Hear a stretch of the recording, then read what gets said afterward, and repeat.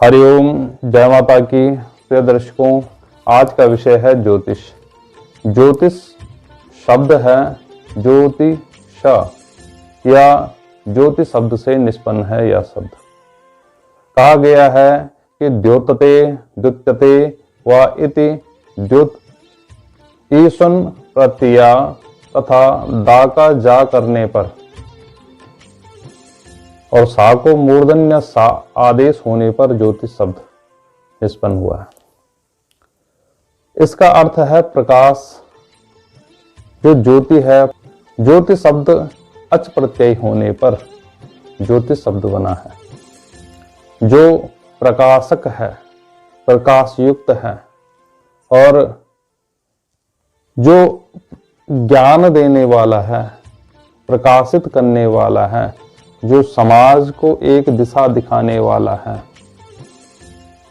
जो दीपक का काम करने वाला है, जो अंधकार रूपी अज्ञान को मिटाने वाला है,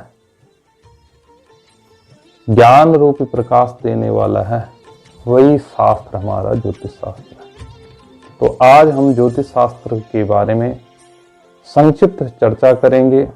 ज्योतिष के बारे में जानने के लिए सर्वप्रथम आप हमारा चैनल अवश्य सब्सक्राइब करें। जिन्होंने सब्सक्राइब किया उनका धन्यवाद।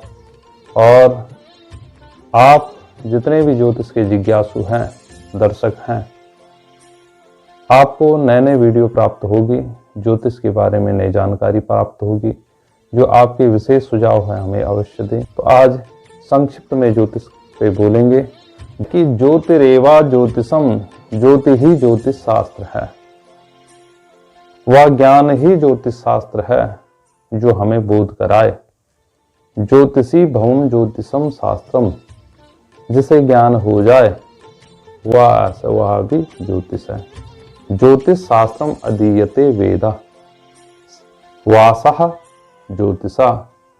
यहाँ ऐसा ज्योतिष शब्द से तदधीयते वेदा इति पाणिनि सूत्र है। अणप्रत्यय। जो ज्योतिष पढ़ने वाला है, जो जिज्ञासु है, जो निरंतर ग्रहों को जानने का प्रयत्न करता है, नक्षत्रों को जानने का प्रयत्न करता है, काल गणना में जो ऐसा जिज्ञासा रखता है, वह ही ज्योतिष है।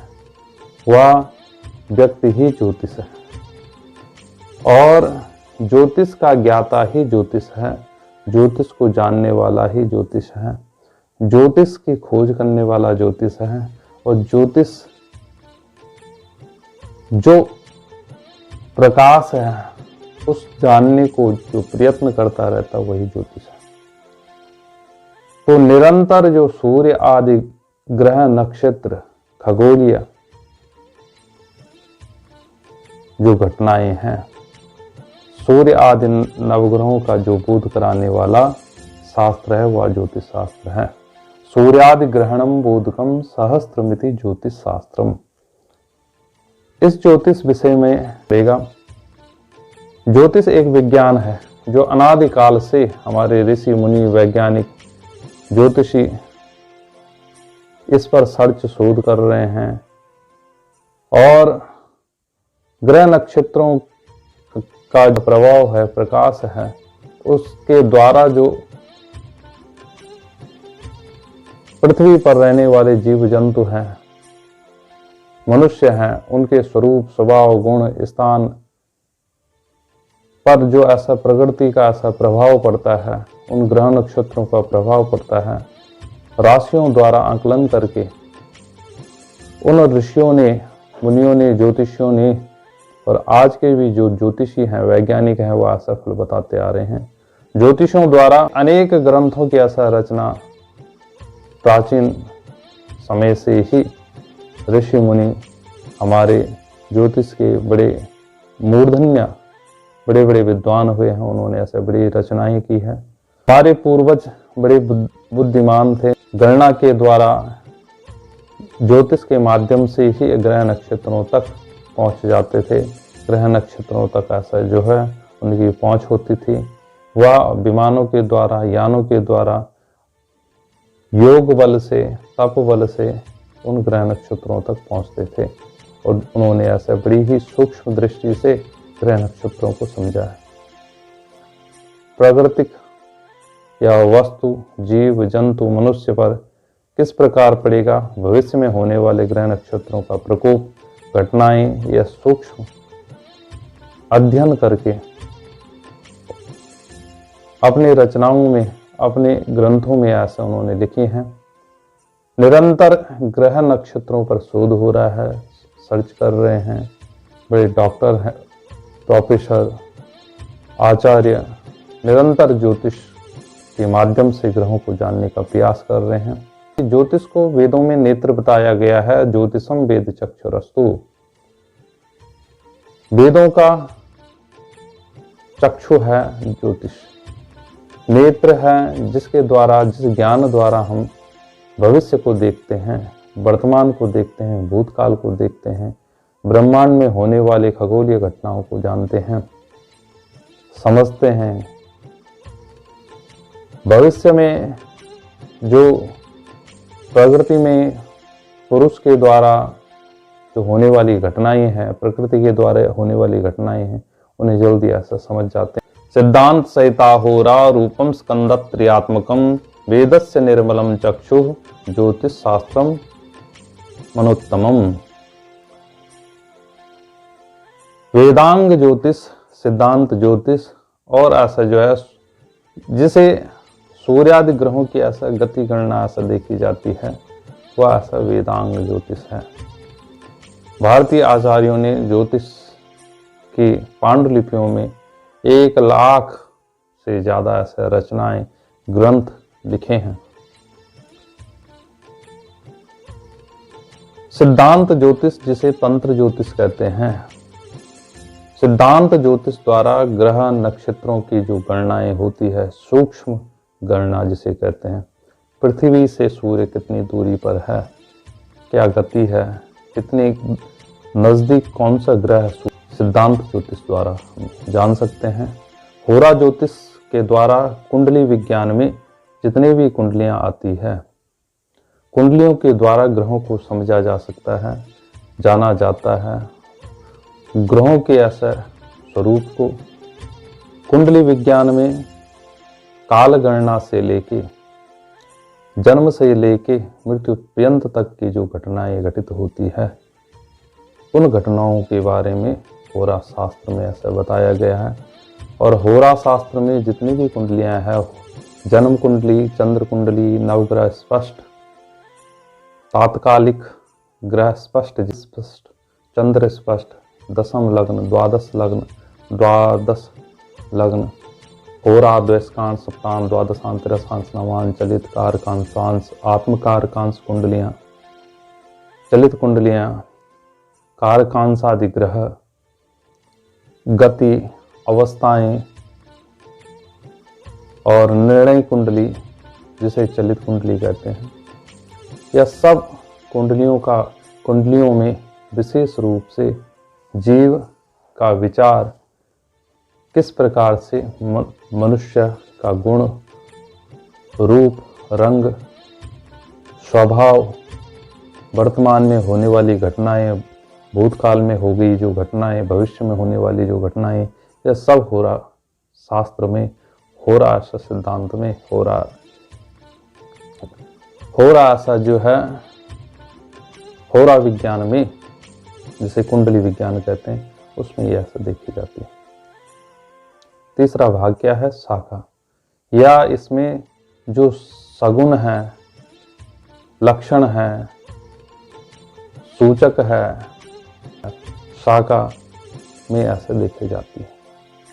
तीनों का ऐसा ज्ञान ज्योतिषी के पास होता है, जो निरंतर ज्योतिष में सर्च करता है, शोध करता है, निरंतर जो ज्योतिष पर अध्ययन करता है। ज्योतिष के अनेक प्रवक्ता हुए, सूर्य, पितामह, व्यास, वशिष्ठ, अत्रि, पराशर, कश्यप, मरीच, नारद इत्यादि। ये 18 मुख्य प्रवक्ता हुए हैं ज्योतिष शास्त्र के। उसके बाद अनेक विद्वान, आर्यभट्ट, वराहमिहिर, ब्रह्मगुप्त, वट्टेश्वर, रामेश्वर विद्वान हुए हैं।